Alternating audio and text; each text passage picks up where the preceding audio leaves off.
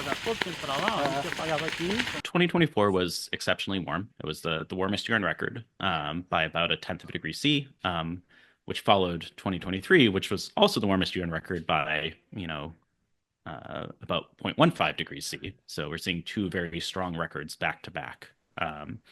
And 2024 was also the first year above 1.5 degrees in the majority of surface temperature records.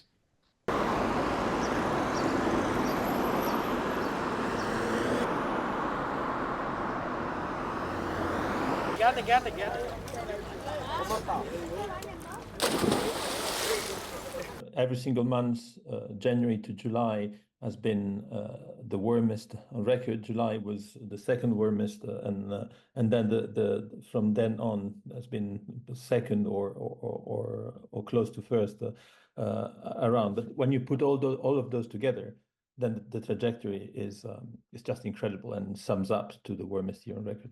We are steaming along a path of self-destruction. That despite all the efforts being made by a number of well-meaning countries and entities, that will remain way off the target of what is required to keep global warming to 1.5. And it's just so sad that despite all the warnings that scientists have given, that nations across the earth, many of which are based in rich countries, are continuing to fail to live up to their responsibilities as canonizing various international law and policies regarding climate change. So it's very deeply worrying.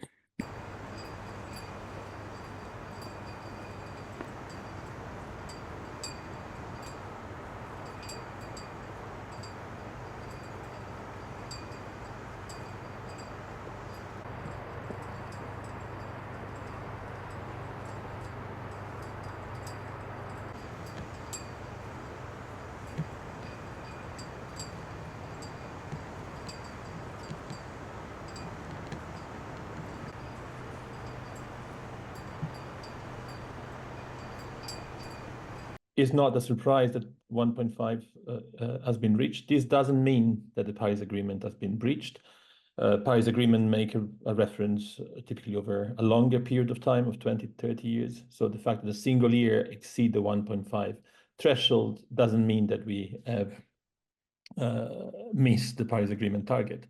But at the same time is a psychologically important element, and clearly with the temperature rising globally and rising in every single continent and being quite extreme, especially over the last few months, well, this is bound to happen more and more often, and so the Paris Agreement will be reached in the near future.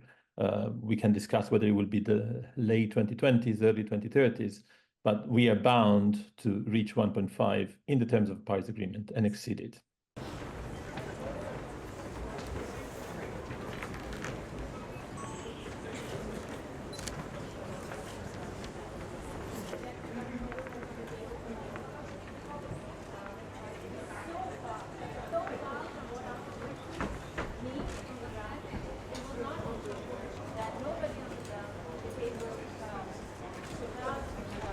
From now on, the temperature will be warmer than what we have seen, will continue rising, and will be, in all likelihood, for the majority of the years above 1.5.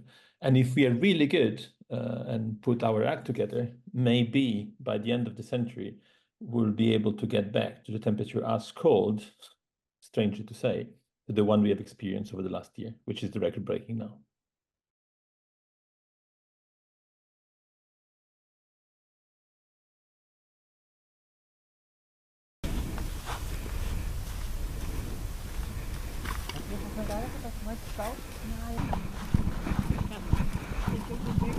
We are seeing this increase in humidity, and this rhymes with this increase in intensity of precipitation. And we have seen some of manifestation. I mean, there is no one-to-one relationship between any of these events and climate change, but the scenario is conducive to this event becoming more intense and more frequent. I'm thinking about the the flooding in Valencia, for instance, or in Emilia-Romagna, or in Czechia, in Greece, Libya, Slovenia, and so on and so forth.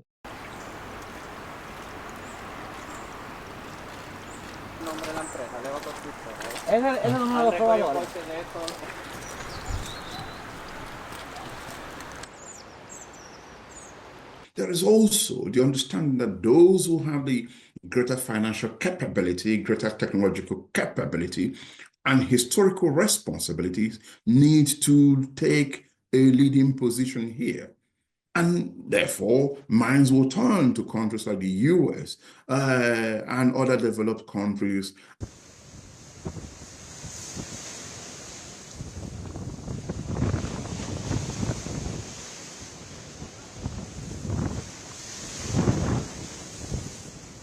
It's not a done deal. We have the power to change the trajectory from now on. We can do it, but we need to do it based our actions on facts, on evidence, and there are plenty of evidence available that we can base our actions on.